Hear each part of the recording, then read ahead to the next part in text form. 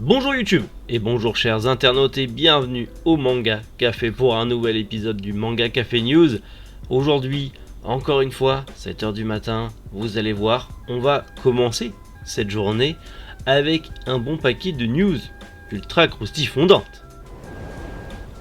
Et on commence aujourd'hui avec mon petit ami Genderless qui arrive chez Akata. La nouvelle vie de Lily commence chez Komiku. Direction le Japon pour le nouveau manga de Rin Saito. Un nouveau manga aussi pour Kitetsu Yamada. On va enfin parler de l'adaptation live de Gannibal. Tous les nouveaux animés qui vont arriver sur la chaîne Manga. Et pour finir bien évidemment les sorties manga du jour. Allez, Manga Café News. Et bien c'est maintenant.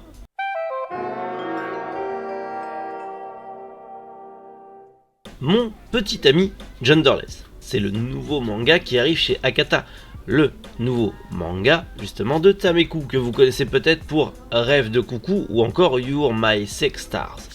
Et du coup, ce nouveau manga de romance qui arrive fin novembre chez Akata va clairement, vous l'avez compris, être un manga où on va suivre un couple très moderne, un couple transgenre.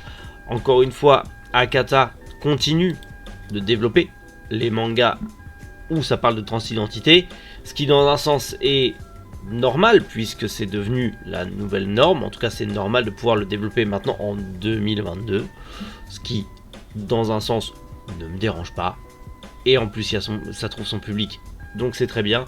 Ce n'est pas mon style de lecture, encore une fois, manga de romance tout ça, c'est pas trop mon délire, mais en tout cas vous le savez, fin novembre vous aurez ce nouveau manga transidentité slash romance qui arrivera donc chez Akata.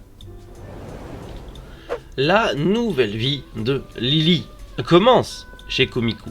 Alors, on s'attend à un petit manga sur la famille, tout ça. Oui, mais c'est un isekai. Alors, c'est pas péjoratif, bien sûr, mais c'est un isekai où en gros, un peu comme l'autre isekai, je me rappelle plus comment il s'appelle, mais en gros, une jeune fille va se réincarner dans un bébé.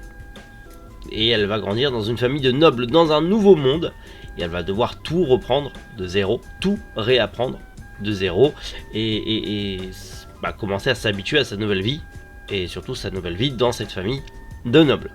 C'est prévu chez Komiku pour le 24 novembre au prix de 7,99€, et donc, si vous aimez les isekai comme Mushoku Tensei, ça y est, je me suis rappelé, Mushoku Tensei, mais du coup en version féminin. Alors, ce sera peut-être pas trop pareil, mais ça reste un nouvel isekai ou plus slice of life apparemment.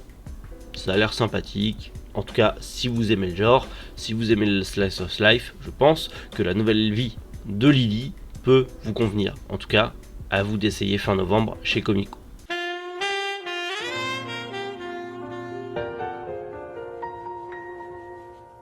Le nouveau manga de Rin Saito que vous avez peut-être découvert récemment avec The Sound of My Souls. Alors peut-être que vous l'avez découvert ou pas, je ne sais pas. En tout cas, elle arrive avec un nouveau manga en pré-publication justement dans le Beloved de Kodansha. Et en gros, pour faire simple, on va y suivre une jeune fille de 16 ans qui lors d'un accident de voiture va tomber dans le coma et va se réveiller en fait 16 ans plus tard dans une nouvelle famille. En gros, elle se réveille dans une nouvelle famille avec une sœur qu'elle ne connaît pas. Du coup, est-ce que ça serait dû à une amnésie, sortie du coma amnésie, ou est-ce que ça serait du genre isekai? Je ne sais pas. C'est une sorte de drame slice of life, à voir. Pour le moment, comme d'habitude, je me répète beaucoup à chaque fois quand je dis ça, mais prépublication japonaise, donc pas de date pour la France. Et j'en reparlerai quand il y aura des dates. Je dis toujours la même chose sur ce genre de cas, mais en même temps, qu'est-ce que vous voulez que je dise d'autre? Kitetsu Yamada lance son nouveau manga. Alors, vous connaissez sûrement Love Fragrance, son précédent manga qui est toujours aux éditions Kana d'ailleurs, qui n'est pas encore fini. Et elle lance, du coup, une nouvelle série. Une nouvelle série qui parle de télétravail. L'enfer de beaucoup d'entre vous qui malheureusement n'ont pas eu le choix lors de vous savez quoi. Telework Yotabanachi, j'ai eu du mal, est une comédie sentimentale qui narre l'histoire de deux voisins qui vont faire plus connaissance parce qu'ils télétravaillent. Et en plus j'aime beaucoup, alors, le truc que j'aime beaucoup, c'est complètement accessoire, il a le droit à faire la couve, il y a eu ce petit lead color qui donne un petit peu en mode 3D architecture les deux appartements. Parce que du coup ils sont voisins. Et du coup ils vont se parler sur le balcon, tout ça. Alors est-ce que c'est pas en pleine pandémie et que du coup l'histoire se centre sur ça en étant un peu en mode histoire vraie? Je ne sais pas. Ça peut être cool, ça peut être sympa à voir, mais j'adore le lead color. Je sais pas pour vous, mais j'aime beaucoup. Après j'aime bien les trucs un peu architecturaux comme ça, en design 3D comme ça, mais je trouve ça joli. C'est tout. Et bien sûr, comme d'habitude, prépublication japonaise, donc quand on aura plus de nouvelles, bah, je vous en reparlerai. Comme d'hab.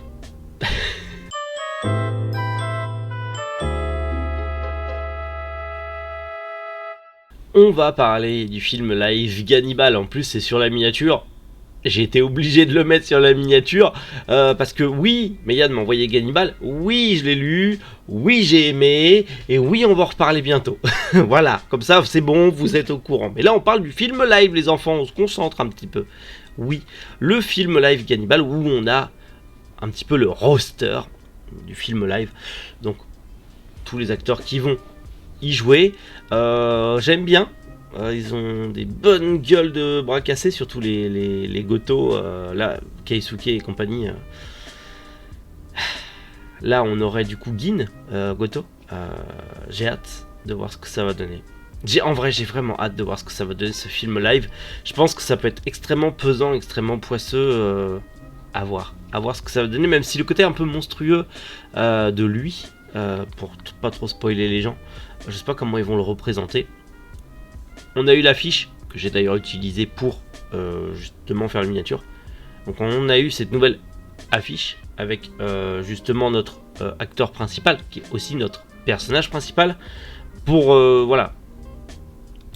Gannibal, c'est bientôt fini. C'est fini au Japon, en 13 tomes. On en a 10 en France. Ça devrait bientôt se finir. On l'espère qu'il n'y aura pas trop de retard. J'en suis qu'au 6ème tome. Je vais vite me procurer les 4 autres. Et vite suivre ça. Parce qu'effectivement, vous aviez raison, c'est beaucoup trop bien. Oui. Et j'ai hâte de voir le film live aussi, accessoirement. On va parler de la chaîne manga. Vous connaissez sûrement mon amour pour la chaîne manga qui, à l'époque, quand j'étais un tout jeune adolescent, prépubère, avec quelques poils sur le pubis, a relancé mon amour pour la japanimation et le manga. Enfin surtout pour la japanimation. Parce que bah entre Club Dorothée et la télé par câble, il n'y avait pas grand chose niveau japanimation sur les chaînes hertziennes. Donc clairement la chaîne manga m'a fait découvrir tellement d'animés juste fous. Vendrid, par exemple, Trigun, par exemple, c'était fou. Et des meilleurs et j'en passe, hein, mais je vous dis ceux qui me viennent à l'esprit. Bref, et du coup la chaîne manga existe toujours, c'est très cool, et va diffuser de nouveaux épisodes, en tout cas ils reviennent sur la chaîne manga, notamment à partir d'aujourd'hui, Demon Slayer, avec les 26 premiers épisodes de la saison 1, qui sera diffusé chaque vendredi à partir de 21h10. À partir du 7 novembre, il y aura Yu-Gi-Oh! Donc l'intégralité, les 236 épisodes qui seront proposés du lundi au vendredi à partir de 12h40. Ça me rappelle tellement mon adolescence, c'est un truc de fou. Et pour finir, il y a la Coupe du Monde, nani nana. Olive et Tom sont toujours en forme, mais ils reviennent aussi, du coup, chaque samedi à 21h10 à partir du 19 novembre. Et il y aura les 4 OAV, donc Olive et Tom, le défi européen, tous les mercredis, donc le mercredi 16 et le mercredi 23 novembre à 21h10. Voilà. Et je sais que beaucoup d'entre vous vont me dire, mais wesh, on s'en fout, on a Crunchyroll, on a Netflix. Mais pour les plus vieux d'entre nous, et je vais changer de scène, quand même, c'est même moi là maintenant, même si je me dis je vais pas me poser à telle heure parce que je peux plus, parce que j'ai plus le temps et parce que je sais que binge-watcher sur des trucs quand je veux c'est plus pratique, mais juste de vous en parler et de vous dire des horaires comme ça me rappelle tellement de bons souvenirs de quand j'étais jeune. Oh là là, la Madeleine de Proust. Alors je me sens vieux, et bonne petite Madeleine de Proust. Et si jamais vous êtes curieux de découvrir comment ça fonctionnait la Japanimation avant avec des horaires télévisuels précis, bah je vous ai tout donné. Voilà.